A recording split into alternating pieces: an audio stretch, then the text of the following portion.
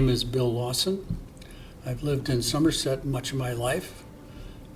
We started a business doing laser-based machine tools and job shop in about 1978, and then moved to the industrial park for our first building. And we stayed in Somerset until we sold it to Preco in 2002. I started doing a little consulting for people and just helping them with their designs and building. And it turns out, an old friend of mine, or acquaintance, in Pewaukee had a company called Harkin Yacht Fittings. And Peter Harkin, who started it, hired me to kind of be their engineer. And so I designed a number of their now standard products. Next door was a division of a company called North Sails, which was the largest custom manufacturer of sailboat sails in the United States. And so at that point, they were doing most of their cutting of the sails either with a pair of scissors, or they'd use what's called a hot wheel, a sharp-edged wheel that was very hot and would melt it. Melting was good because it sealed the edge. Go out and let's figure out how we're going to take this plotter and now cut the sails at the same time, so someone doesn't have to take the line and run down the table and cut it with this hot wheel. Lasers, from an industrial standpoint, basically put a whole bunch of heat in a very small, well-defined point. It's the light.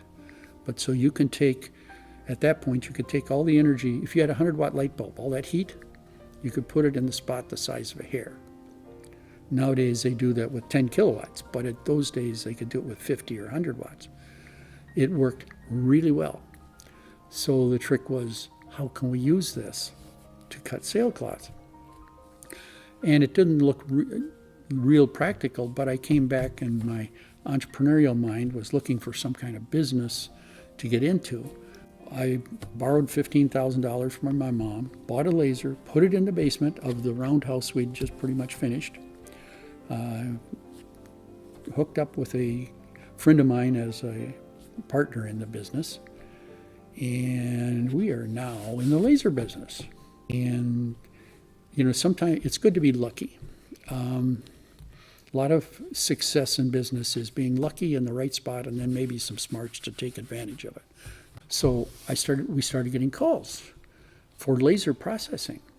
You know, they all kinds of strange ideas. People wanted to drill holes in walls, and they wanted to drill bits out of the ground, and you know, cut this tree down 20 feet from here. A whole bunch of things that weren't practical.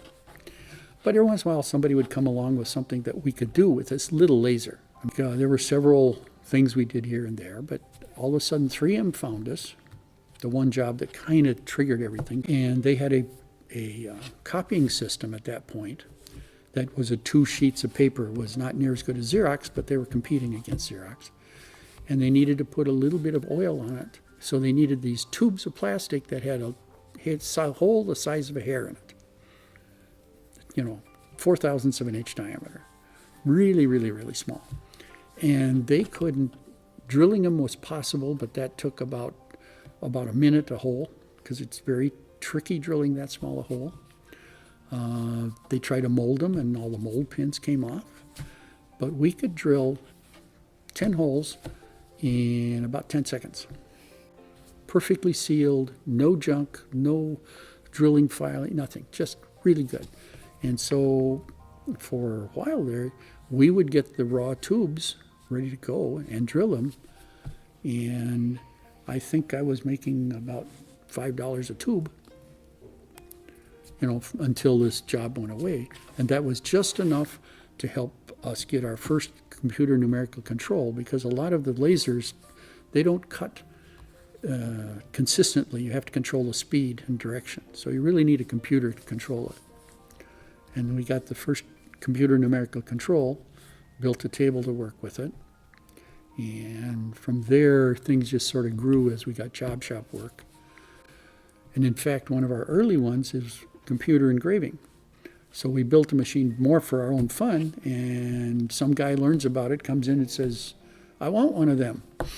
So all of a sudden we had to start building these original direct image photo laser engravers. And so we started building a product line of laser engravers. And that really got the company going. I was about at that time in 82 that I'd made enough money from building 23 plotters that went into sail cutting lofts all over the world. We weren't cutting, we were just drawing. The drawing, it took care of 90% of their problem. And that gave me the down payment to try to find a building. And why am I in Somerset? Well, we lived here, but I went around to all the surrounding towns, and they really weren't very interested in dealing with this crazy entrepreneur with 15 people in a pole barn in his backyard. So, but I came to Somerset, and Somerset was being little town, all that, was kind of visionary. They had this 40-acre field with a road running down it up there, and they let us have 5 acres for $1, and an option on another 5 acres for $1 if we did it within 5 years or something. But there was nobody else in the field, and so they ran sewer and water down the field and put in power, and I had enough money to do the down payment on the first 8,000 square foot building. You know, then we moved in there with our 15 people and the 2 or 3 lasers we had, and that's history of why there's laser machining now Preco in Somerset.